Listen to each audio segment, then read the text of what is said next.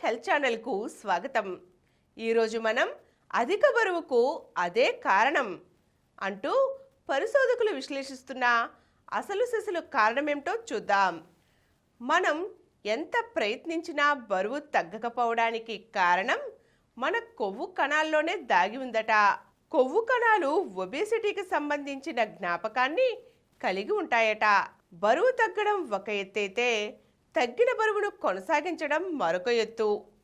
అధిక బరువు అదుపు ఎందుకింత సమస్యగా మారుతుందో కనిపెట్టడం కోసం పరిశోధకులు పలు అధ్యయనాలు చేశారు.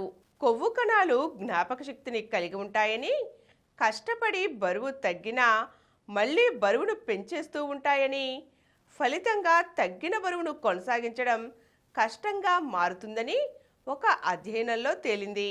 అలాగే అధిక బరువు జన్యువుల పనితీరు మీద ప్రభావం చూపించే రసాయన మార్కర్లలో మార్పులకు కారణమవుతోంది.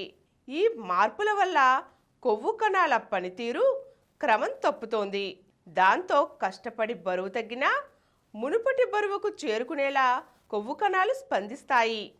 అధిక బరువును కలిగి ఉన్న వ్యక్తులు సాధారణ వ్యక్తుల నుంచి సేకరించిన కొవ్వు కణజాలాన్ని అధ్యయనం చేసినప్పుడు ఆ రెండు కొవ్వులకు చెందిన వ్యక్తుల్లో జన్యు కార్యకలాపాలు భిన్నంగా ఉన్నట్లు పరిశోధకులు కనిపెట్టారు. అధిక బరువు కలిగిన వాళ్లలో ఇన్ఫ్లమేషన్కు సంబంధించిన జన్యువులు మరింత చురుగ్గా ఉన్నట్లు తేలింది. దీంతో తేలికగా బరువు పెరగడం, పెరిగిన బరువును కోల్పోవడం కష్టతరం కావడం, కష్టపడి కోల్పోయిన బరువు తిరిగి పెరిగిపోవడం వంటి ఇబ్బందులు వీరిలో ఎక్కువగా కనిపిస్తున్నాయి.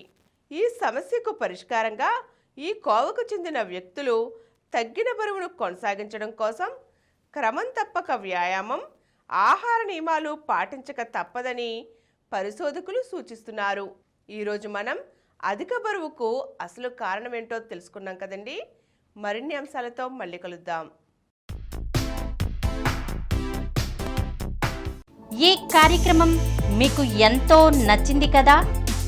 ఇటువంటి మరిన్ని వీడియోల కోసం అనతి కాలంలోనే 20 కోట్ల వ్యూస్ సాధించిన సమరం ఛానల్ సమర్పించు సమరం హెల్త్ ఛానల్కు సబ్స్క్రైబ్ చేయండి, లైక్ చేయండి, మీ ఫ్రెండ్స్కి షేర్ చేయండి.